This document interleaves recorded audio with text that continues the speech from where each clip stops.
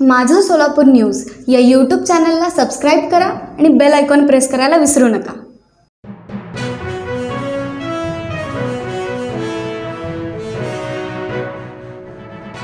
सोलापूरच्या अभियांत्रिकी महाविद्यालयाचा प्रश्न 1996 पासून विसर्ग पुढे होता. आमचा प्रयत्न आहे याच वर्षी ते महाविद्यालय सुरू झालं पाहिजे अशा पद्धतीनं आपण ते काम या ठिकाणी करतो. आयटी पार्कची आपण घोषणा केली, लगेच लोक म्हणायला लागले नुसती घोषणा आहे, नुसती घोषणा आहे. पण घोषणा करून थांबलो नाही.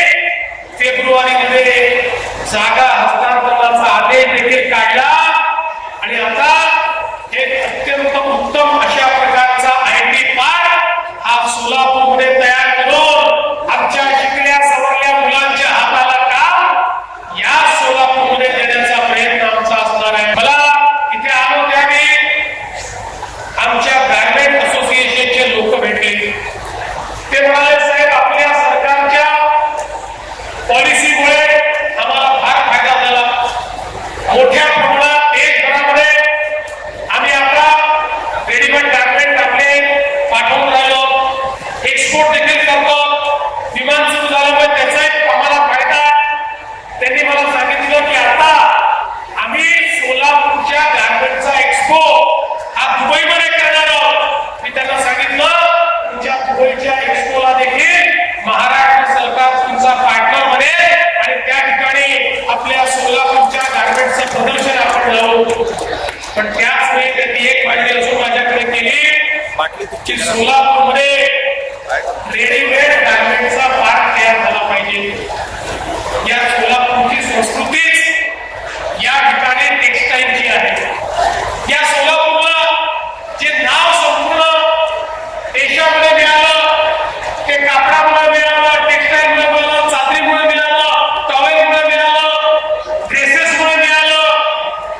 आणि म्हणून मी आज आपल्याला आश्वासित करतो एक आधुनिक रेडीमेड गारमेंट पार्क देखील या सोलापूरमध्ये आम्ही तयार करू आणि त्यातनं तिथल्या लोकांच्या हाताला काम मिळेल आणि आपल्या शहरामध्ये मोठ्या प्रमाणात या ठिकाणी समृद्धी येईल.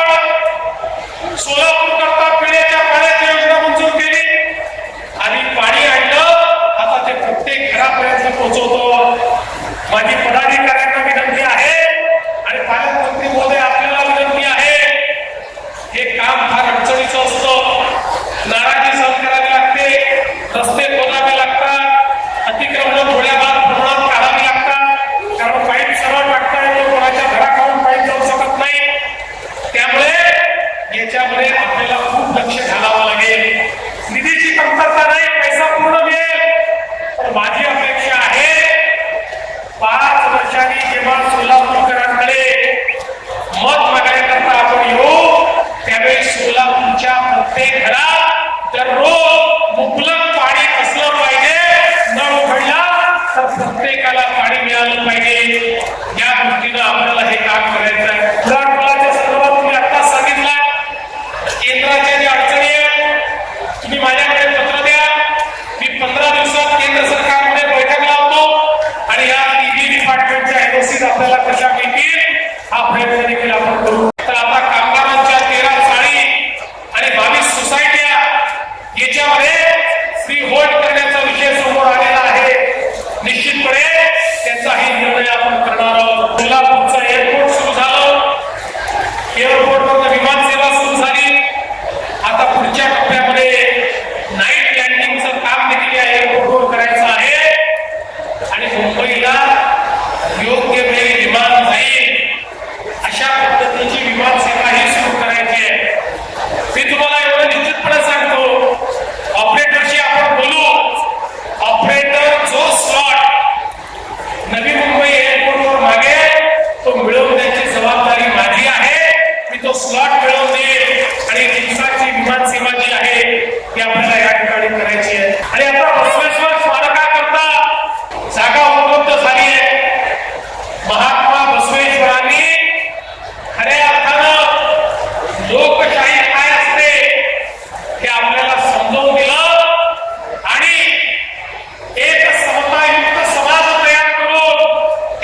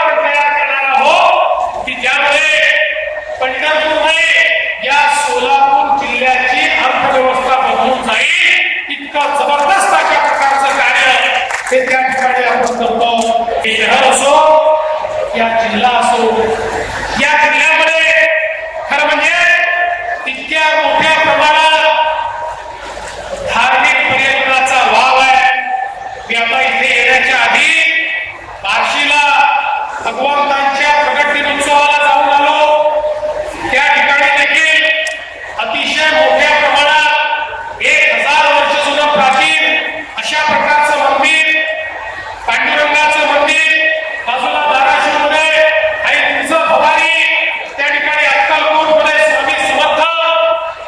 मला असं वाटतं की एक प्रकारे संपूर्ण महाराष्ट्राची आध्यात्मिक शक्ती या सगळ्या पंचक्रोशीमध्ये आपल्याला पाहायला मिळते. आणि म्हणून या जिल्ह्याचा आशीर्वाद मिळणं, या शहराचा आशीर्वाद मिळणं, सिद्धरामेश्वरांचा आशीर्वाद मिळणं हे मी आपलं भाग्य